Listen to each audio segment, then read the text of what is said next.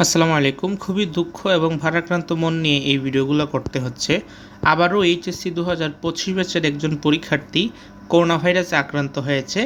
আজকে ও আক্রান্ত হয়েছে। ও একজন ছেলে। আমরা প্রথমে রিপোর্টটা দেখি, তারপরে এটা নিয়ে কথা বলছি। এবং এই যে আক্রান্তের হারটা বাড়ছে করোনা ভাইরাসের, স্পেশালি পরীক্ষার্থীদের ক্ষেত্রে, এই দায়ভারটা কি শিক্ষা বোর্ড, শিক্ষা উপদেষ্টারা নেবেন? সেই প্রশ্নটাও করে রাখছি প্রথমেই। সো যিনি আক্রান্ত হয়েছেন ওনার নাম হচ্ছে নাফি, 19 বছরের বয়সের একজন যুবক।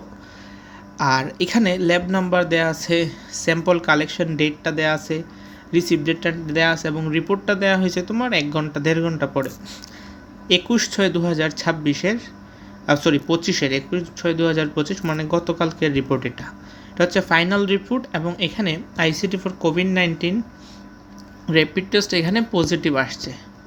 বুঝতে পেরেছো? এখানে পজিটিভ আসছে। সো এর আগে আমরা দেখেছি 3 জন করোনা ভাইরাসে আক্রান্ত হয়েছে।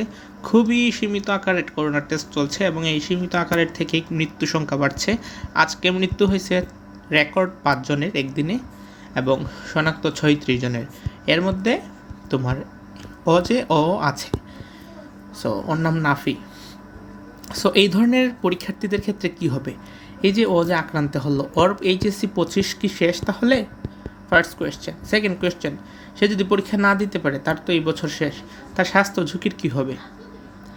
আর সে যদি পরীক্ষায় বসে মাস্ট, বা এরকম অনেক রুগী যাদের পজিটিভ আসছে করোনা রিপোর্ট, কিংবা অনেকে করোনার টেস্ট করায় নাই, করোনা ভিতরে আছে, করোনা আক্রান্ত হয়েছে আলটিমেটলি, তো তারা যখন পরীক্ষার হলে যাবে, আরও কি 100 জনের কাছে করোনা ছড়া যাবে না?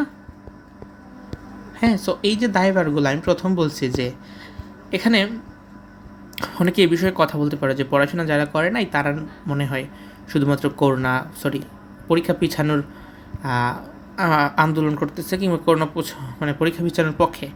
সো ভাই, আমি আপনাদেরকে বলি বা তোমাদেরকে বলি যে অসুখের সাথে কিংবা অসুস্থতার সাথে, স্বাস্থ্য ঝুঁকির সাথে এখানে পড়াশোনার কী সম্পর্ক, কী রিলেশন এখানে পড়াশোনার? বুঝাও তো একটু আমারে।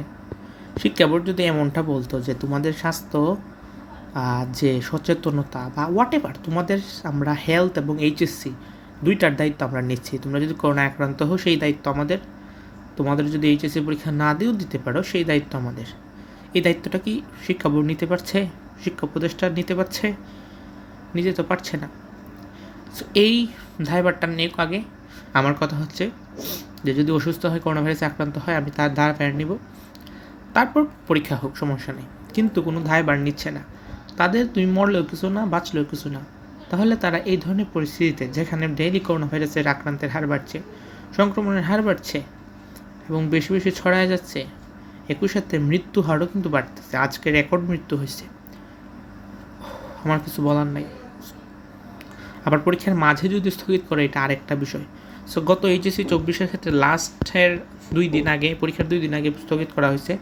এখনও এইচএসসি স্থগিত হবে কি না, এটার ক্লিয়ার আনসারই যে না, কারণ শিক্ষা উপদেষ্টারা যেন মানে কোনো একদম চুপ, মানে কিছুই যেন হচ্ছে না, মানে নাথিং, কিছুই হচ্ছে না। এটা শুধুমাত্র যমুনা টিভির নিউজ, বিষয়টা এরকম না, প্রত্যেকটা নিউজ চ্যানেলে এই ধরনের নিউজগুলো হচ্ছে। যমুনা টিভি আমরা কেন দেখাচ্ছি? কারণ তারা বেশি বিশ্বস্ত, স্বাস্থ্য অধিদপ্তর থেকে তারা নিয়েছে। তোমাদের মতামত জানাতে ভুলো না ভাই আপুরা, আর ভিডিওটা শেয়ার করবো বেশি বেশি। যারা দেখতেছো ভিডিওটা শেয়ার করে ফ্রেন্ডসদের কাছে জানাই দাও। হয়তো তোমার টিচারকেও জানানো জরুরি। শুধুমাত্র যে টিচার আক্রান্ত, স্টুডেন্ট আক্রান্ত হবে বিষয়টা এরকমও না, টিচার যারা ওনারাও রয়েছেন, গার্জেন রয়েছেন। সেইটাই জাস্ট আপডেটটা জানাই দিলাম। দায়ভারটা নিবে কি? আমি আবার লিখি তো, দায়ভার যদি নিতে পারো তাহলে পরীক্ষা নাও। দায়ভার নিবেন? এই কমেন্টটা তোমরা করো যে দায়ভার নিবেন কিনা আমাদের। আল্লাহ হাফিজ।